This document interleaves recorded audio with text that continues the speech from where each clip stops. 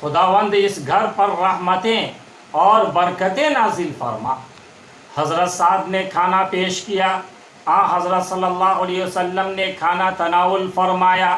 تھوڑی دیر کے بعد جب واپس ہونے لگے تو حضرت سعد نے اپنی گھوڑی سواری کے لیے پیش کی اور گھوڑی کی پیٹھ پر ایک سرخ چادر ڈال دی۔ حضرت صلی اللہ علیہ وسلم سوار ہو کر دولت کدہ کی طرف روانہ ہوئے۔ حضرت سعد نے حضرت قیس کو فرمایا کہ ساتھ جاؤ۔ حضرت قیس سواری کے ساتھ ساتھ چلے۔ چند قدم چلے تھے کہ حضرت صلی اللہ علیہ وسلم نے فرمایا، قیس تم بھی سوار ہو جاؤ۔ حضرت قیس نے معذرت کی، فرمایا اچھا سوار نہیں ہوتے تو واپس ہو جاؤ۔ قیس نے سلام عرض کیا اور واپس ہو گئے۔ ابو داؤد شریف۔ دیکھو اس حدیث سے بہت سی باتیں معلوم ہوئی، انہیں سمجھو، یاد رکھو اور ان پر عمل کیجیے۔ معلوم ہوا کہ السلام علیکم ورحمۃ اللہ وبرکاتہ دعا ہے، یعنی جب بھی ملاقات ہو یا کسی کے یہاں جانا ہو تو اسلامی تہذیب یہ ہے کہ یہ دعا دعا جب ہی دی جاتی ہے جب کہ دل صاف ہو، محبت اور ہمدردی کا جذبہ دل میں ہو۔ پس ایک مسلمان جب بھی ملاقات کرے اس کا دل صاف ہونا چاہیے اور محبت اور ہمدردی کا جذبہ دل میں ہونا چاہیے۔ اگر بالفرض کسی شخص کے ساتھ یہ جذبہ نہ ہو تو سلام کرنے سے یہ جذبہ پیدا ہو جاتا ہے۔ اسی لیے حضرت صلی اللہ علیہ وسلم نے سلام کو رواج دینے کی بہت تاکید فرمائی ہے۔ صحابہ کرام کا طریقہ تھا کہ اگر دیوار یا درخت کی آڑ میں اوجھل ہو جانے کے بعد سامنے آتے تب بھی سلام کرتے تھے۔ اگر ناراضگی پیدا ہو جائے تو رسول اللہ صلی اللہ علیہ وسلم نے اس کے ختم کرنے کا بھی یہی علاج فرمایا کہ سلام کرنا شروع کر دو، اور ارشاد ہوا افضل وہ ہے جو سلام میں پہل کرے۔ دعا عبادت ہوتی ہے تو سلام کرنا اور اس کا جواب دینا بھی عبادت ہے۔ سلام کا جواب دینا ضروری ہے۔ علماء کرام نے فرمایا ہے کہ سلام کرنا سنت ہے اور جواب دینا واجب ہے، مگر یہ سنت اس واجب سے افضل ہے۔ اور جیسا کہ اس حدیث سے معلوم ہوتا ہے کہ آہستہ جواب دینے سے واجب ادا ہو جائے گا، لیکن سلام کرنے والے اگر جواب نہیں سنا، لیکن سلام کرنے والے نے اگر جواب نہیں سنا تو ممکن ہے اس کو ناگواری ہو اور سلام کا منشا ہی فوت ہو جائے۔ لہذا جواب اتنی زور سے دینا چاہیے کہ سلام کرنے والا سن لے۔ اجازت حاصل کرنے کا طریقہ اسلام نے یہ بتایا ہے کہ دروازے پر کھڑے ہو کر کہو السلام علیکم ورحمۃ اللہ۔ کیا حاضر ہو سکتا ہوں؟ ایک مرتبہ ایک شخص نے آواز دے کر کہا اندر آ سکتا ہوں؟ حضرت صلی اللہ علیہ وسلم نے خادم کو بھیجا اور فرمایا کہ اس کو بتاؤ کہ پہلے السلام علیکم کہے اور پھر کہے کیا اندر آ سکتا ہوں؟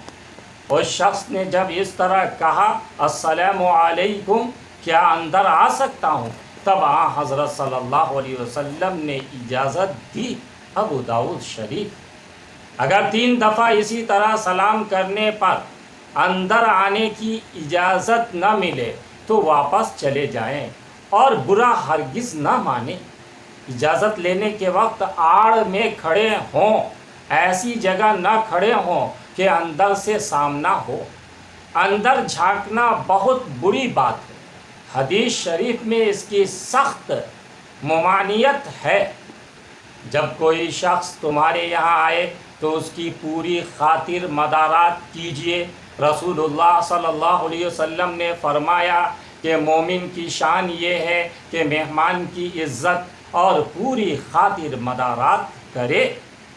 جب مہمان واپس ہونے لگے تو پہنچانے کے لیے تھوڑی دور تک ساتھ جائیں۔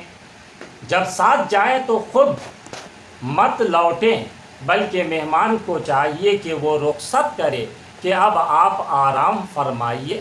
اگر تمہارے پاس سواری ہو تو مہمان کی واپسی کے لیے سواری پیش کرو۔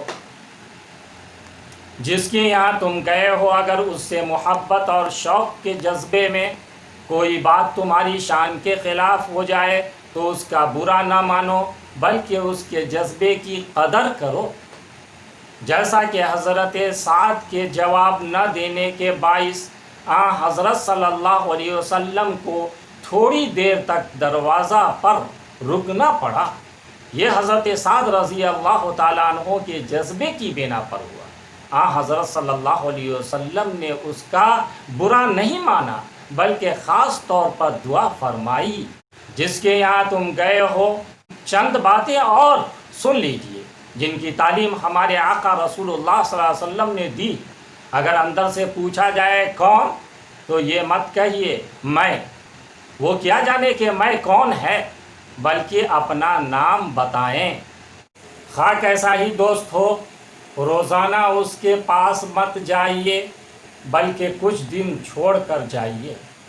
حضرت صلی اللہ علیہ وسلم نے حضرت ابو ہریرہ رضی اللہ عنہ کو فرمایا تھا کہ ایک دن ناغہ کر کے ملاقات کے لیے آیا کریں، اس سے محبت بڑھے گی۔ حضرت زید بن حارثہ رضی اللہ عنہ کا نام آپ سب سن چکے ہوں گے۔ یہ ایک سفر سے واپس آئے۔ جب حضرت صلی اللہ علیہ وسلم کی خدمت میں پہنچے تو آپ کرتا اتارے ہوئے بیٹھے تھے، چادر کا ایک کنارہ موڈھے پر پڑا تھا۔ خبر پاتے ہی آپ صلی اللہ علیہ وسلم نے فوراً اجازت دی اور اسی حالت میں کھڑے ہو گئے۔ گلا ننگا تھا، چادر کا ایک کنارہ موڈھے پر اور ایک زمین پر گر گیا تھا۔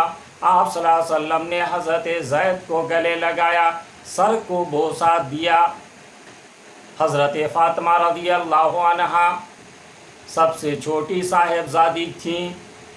جب وہ خدمت میں حاضر ہوتی تو حضرت صلی اللہ علیہ وسلم کھڑے ہو جاتے، سر پر ہاتھ پھیرتے اور ہاتھ پکڑ کر اپنے پاس بٹھا لیتے تھے۔ حضرت سعد بن معاذ ایک اونچے درجے کے صحابی ہیں۔ ایک معاملہ میں ان کو سرپنچ بنایا گیا تھا۔ انہی دنوں یہ زخمی بھی ہو گئے تھے۔ اسی حالت میں وہ اس معاملے کا فیصلہ کرنے کے لیے مسجد تشریف لائے۔ حضرت صلی اللہ علیہ وسلم نے ان کو آتے ہوئے دیکھا تو حاضرین سے فرمایا تمہارے سردار آ رہے ہیں، کھڑے ہو کر ان کا استقبال کرو۔ حضرت ابو ذر ایک صحابی ہیں، رسول اللہ صلی اللہ علیہ وسلم نے ان کو بلوایا، وہ مکان پر موجود نہیں تھے۔ تھوڑی دیر بعد جب مکان پر پہنچے تو ان کو خبر ہوئی، وہ فوراً دوڑے ہوئے حاضر خدمت ہوئے۔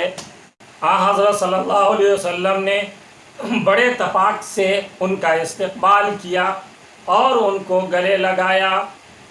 ان حدیثوں سے معلوم ہوا کہ اسلام کی تعلیم یہ ہے کہ جب کوئی تمہارے یہاں آئے تو تم تعظیم کے لیے کھڑے ہو جاؤ، اس کی آمد پر خوشی ظاہر کیجیے، تپاک سے اس کا استقبال کیجیے۔ کچھ عرصہ بعد ملاقات ہوئی تو معانقہ بھی کر لیجیے، یعنی گلے لگا لیجیے، ورنہ مصافحہ کر لیجیے، سر اور پیشانی کو بوسہ بھی دے سکتے ہیں۔ اللہ ہم سب کو اپنے دین کے مطابق چلنے کی توفیق عطا فرمائے، آمین یا رب العالمین۔ وما علینا الا البلاغ۔